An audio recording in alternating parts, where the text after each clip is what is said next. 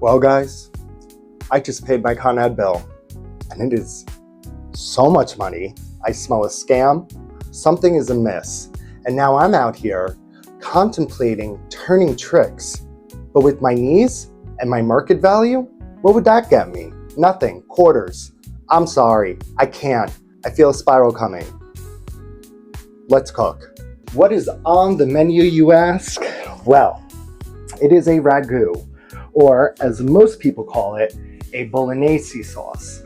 Now, the people who made the sauce famous in the town of Bologna, I want to say, they call it a ragu, so I'm gonna call it a ragu. This recipe is heavily inspired by Marcella Hazan, and by heavily inspired, I mean it basically is the same exact recipe with the little twerks and quirks. Marcella Hazan, she was like the Julia Childs to Italian cooking, and they were friends, like they were like girlfriends, you know.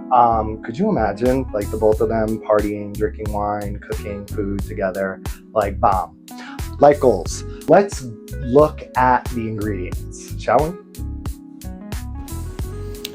Okay, so for ingredients, we start with 1 large onion, yellow or Vidalia, 3 celery stalks, and 2 or 3 carrots, depending on size. These 3 together will make your sofrito.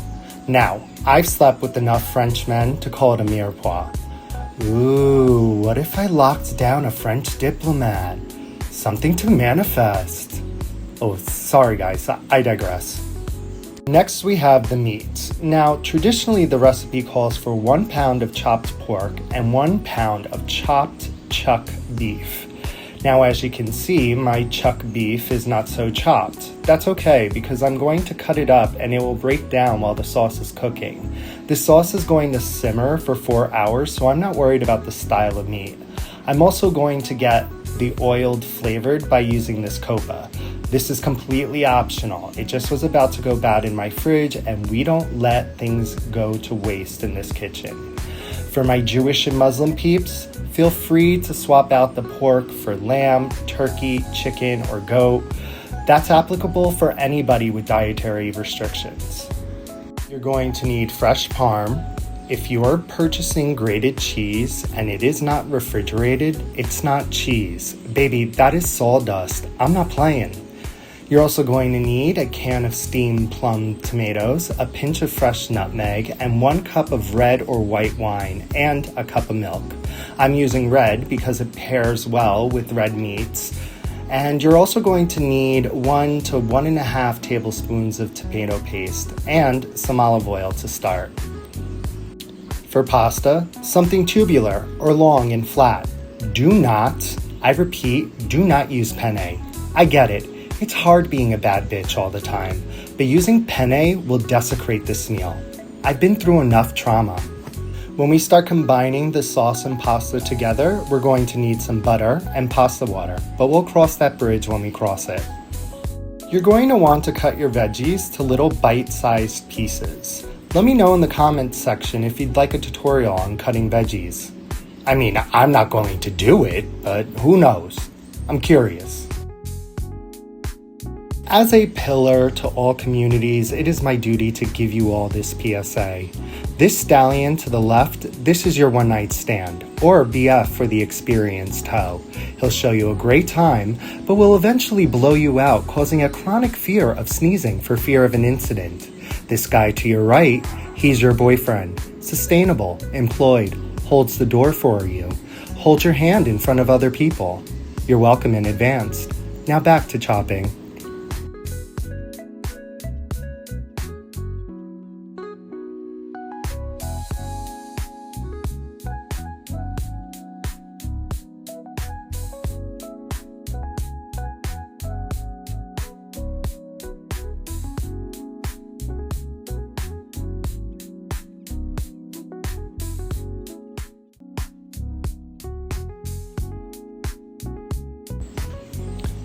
As you can see, I am cutting up this copa, followed by beef chuck, to bite-sized pieces.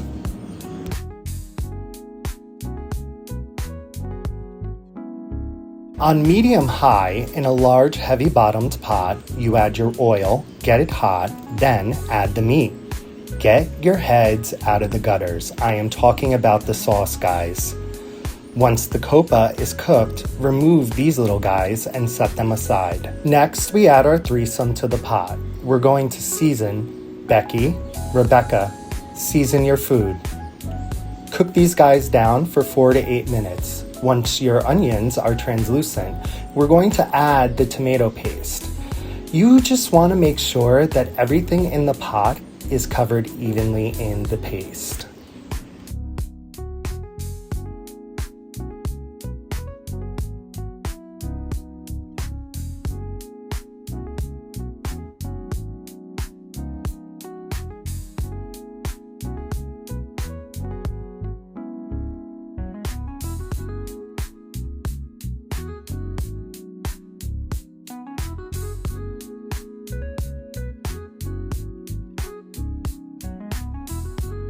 Next, we add our meats, and we're going to cook this until the raw color goes away.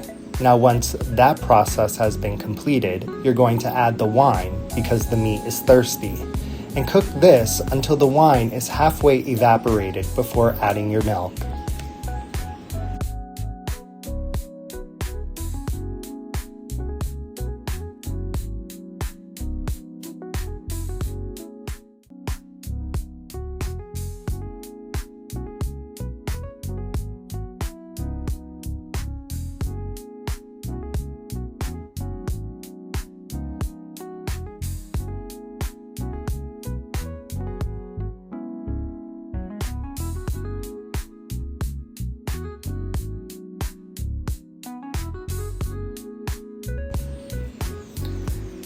Next, we're going to add our pinch of nutmeg, and we're going to throw back in the copa, followed by the stewed tomatoes. You're going to want to crush these bad boys before adding them to the sauce. Once that's done, you're going to want to add 3 to 4 cups of water. Get this to a boil before we move this to the back burner on low. You want the sauce to be on the weakest of simmers.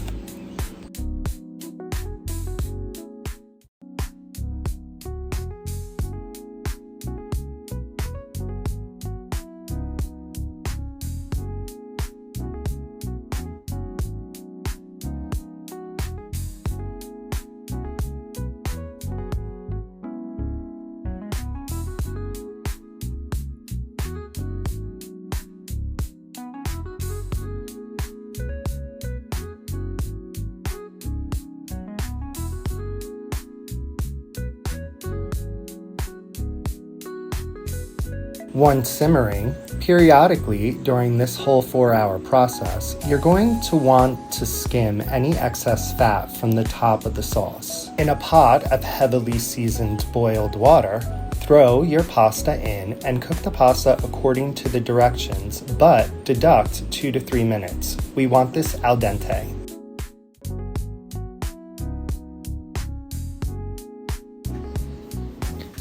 Set aside a cup of pasta water for when we add the sauce to the pasta. Next, you're going to want grated Parm and a half a tablespoon of butter ready on hand. In marketing, I was always told to speak on things I know, and I know a lot about penises. So al dente is the equivalency of a chubby. Not too hard, not too soft.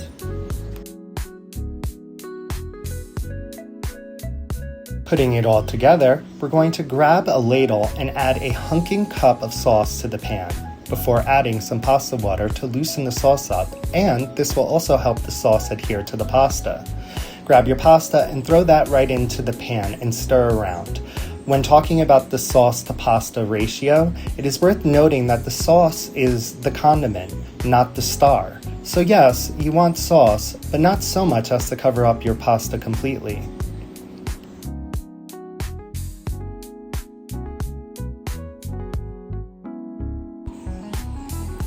Add your cheese and butter to give a little bit more depth, sheen, and the cheese will further combine your sauce while adding some more seasoning.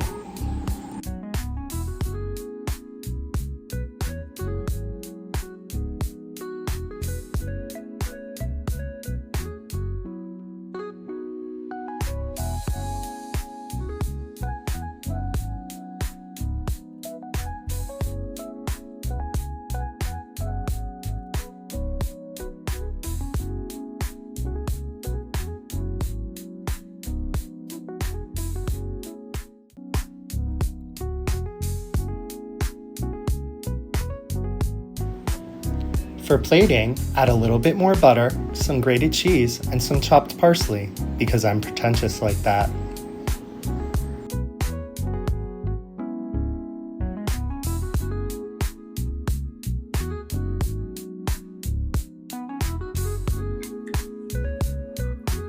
You whores really have me out here. It is 11 p.m.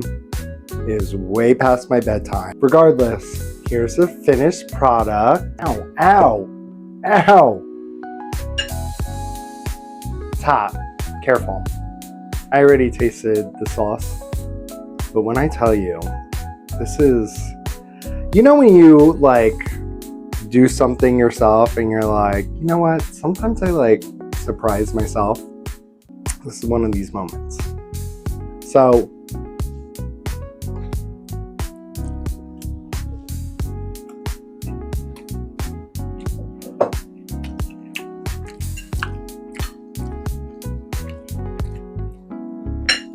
somebody ring the alarm because it is that bitch o'clock.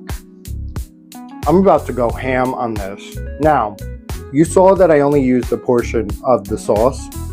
Put the rest of it in the freezer. It'll be good for 6 months.